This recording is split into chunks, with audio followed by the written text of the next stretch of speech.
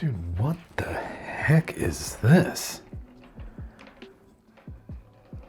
This thing is absolutely crazy looking. That case is pretty gnarly, right? Dude, this thing looks like it's straight up from the future. What is it? Get out of the way and let me tell you about it. So this is the Phanteks EVOLV X2, and it's a 3-piece glass design. We've got glass on the side, we've got glass on the front, and then the entire back panel is also glass. And then we've got this like window right here. So when this thing is fully built, it should look really, really cool. I've never seen anything like that. And we've got this brushed aluminum going all the way around. Then it stops right there.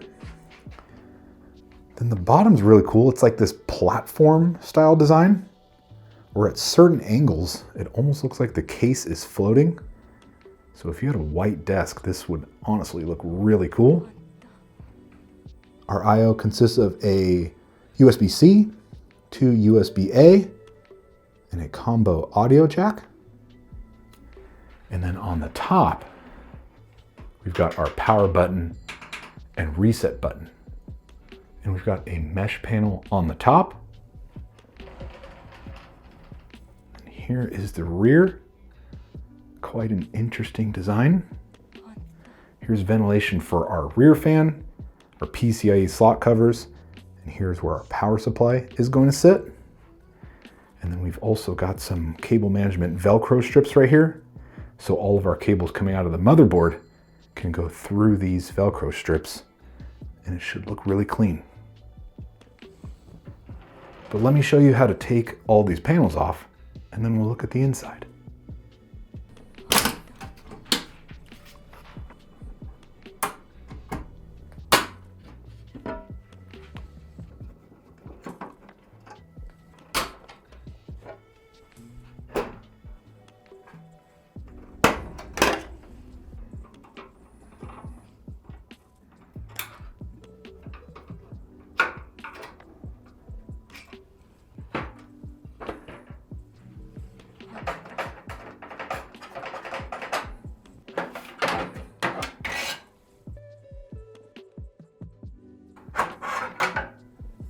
So the EVOLV can fit up to ATX size motherboards, up to 280 millimeters in width, and it can also support back connect ATX boards. And that's what all of these little cavities are here. So that's really cool.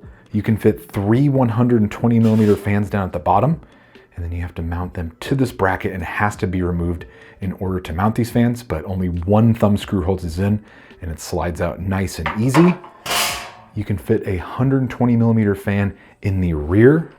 And I also thought this was pretty crazy, but here are the screws for the left side of the fan, which look pretty normal. But to do the right ones, you have to go through this pretty long section right here. So we'll have to see how that is once I get to mounting the rear fan. But I thought that was really interesting. We've got a built-in GPU sag bracket. And it's also got that brushed aluminum, but it's got these 2 screws, and you can kind of position it where you need to depending on how thick your graphics card is.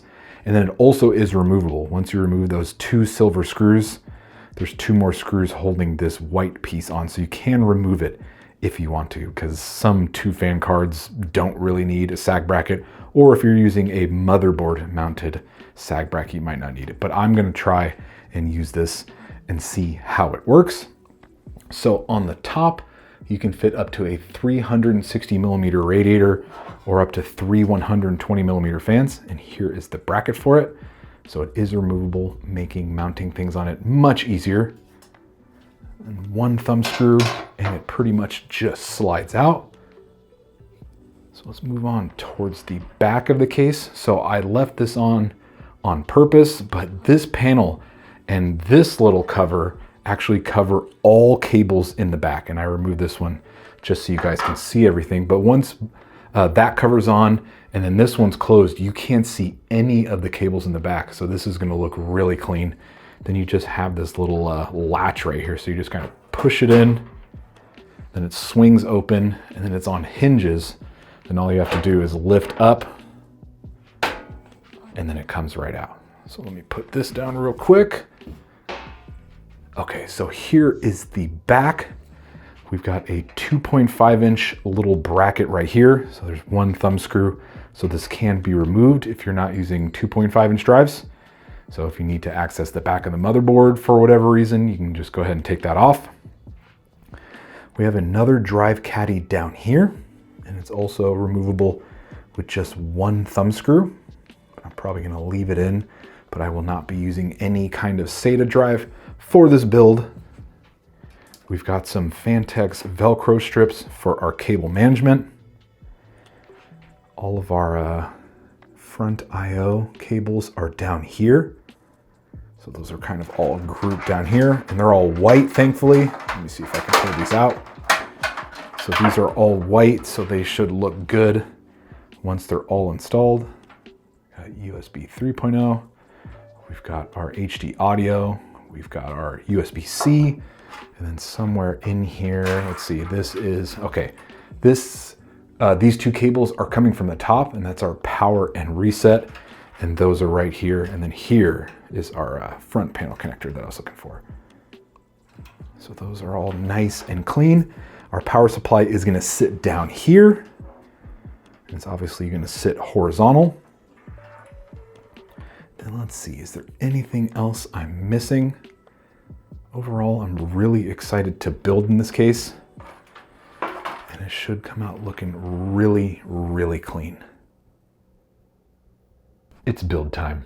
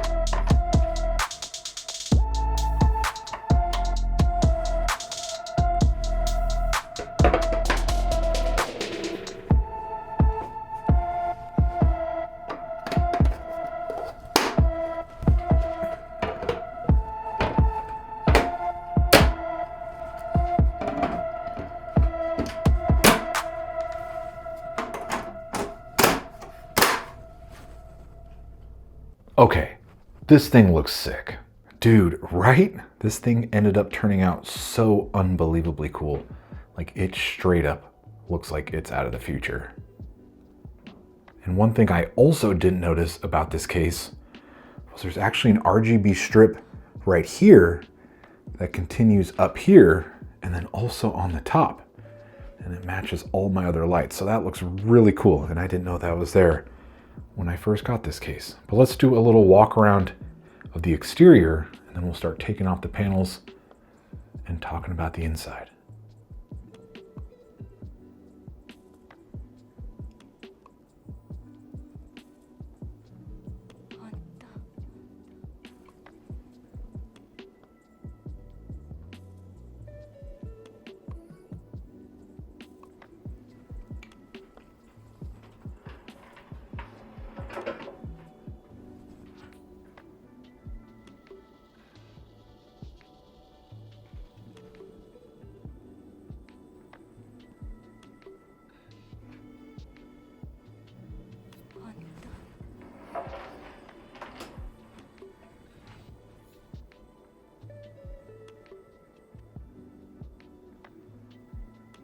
So first we'll start off with what's in the build. So we've got a Ryzen 7800 X3D CPU being cooled by a Phanteks Glacier 1 G2 360mm AIO. We've got a Gigabyte Aorus X670E motherboard. It's the Pro X version. We've got 32 gigabytes of Team Group T-Create RAM at 6000 megahertz. Under that heatsink on the motherboard, we've got a WD Black SN850X NVMe.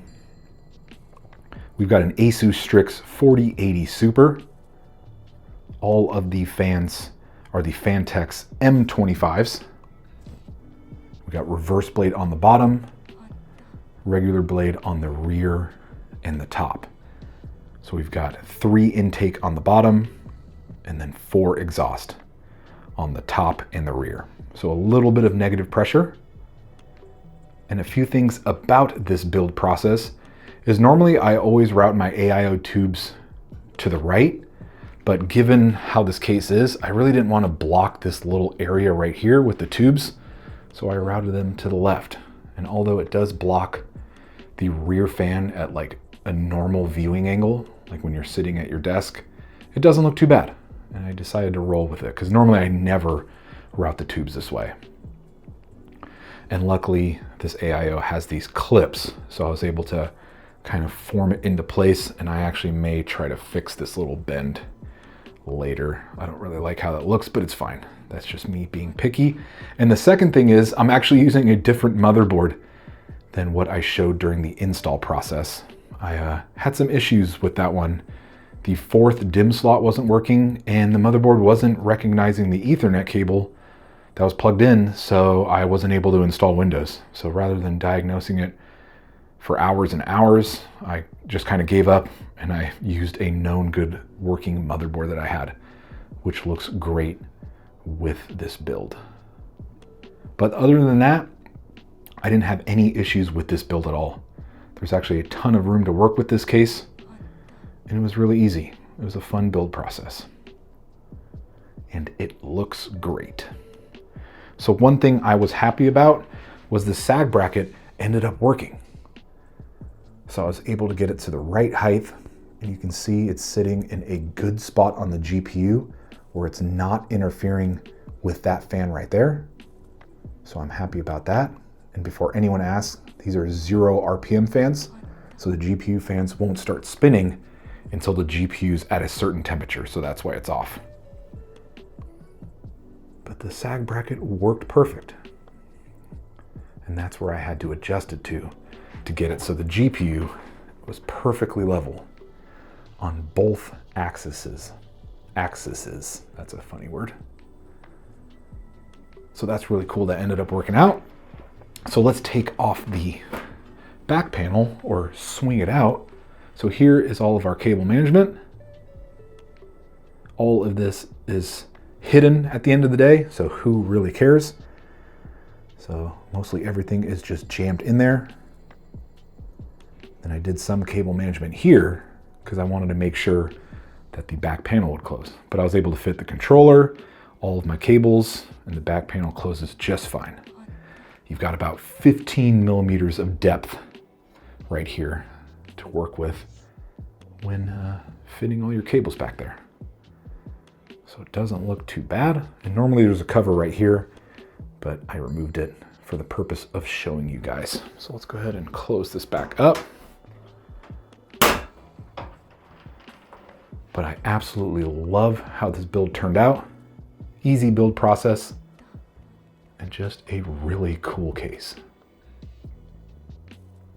How are thermals? So I use OCCT for all of my benchmarking, and the CPU, which again is a 7800 X3D, got up to 76 degrees Celsius during my 20-minute benchmark. So great CPU temperatures under this 360 millimeter AIO. And this GPU runs cool in any case I've ever tried it. Once again, it's the Asus Strix 4080 Super, and it got up to 67 degrees Celsius. So great temperatures overall, because I wasn't really sure because there is a little bit of negative pressure, but temps are absolutely fantastic. Final thoughts? So overall, I really like this case. I think it's really unique looking. I love that little 3-piece glass look with that window back there. I think it's just a design you don't see very often. And it looks really, really cool. And I think routing the tubes to the left definitely was the best plan for this. I almost wanted to get a shorter GPU that's about the length of the motherboard, so the space would have been completely open. But this does look pretty cool, and this GPU just barely fits. But really fun case to build in, really easy, didn't run into any issues. And yeah, I think it's a case that if you like how it looks and you're in the market, I would definitely check it out and see if it works for you. But I'm really excited for the cases of 2025 because this is the first one I'm seeing so far, and it's really cool. I really like it. Thanks for watching the video.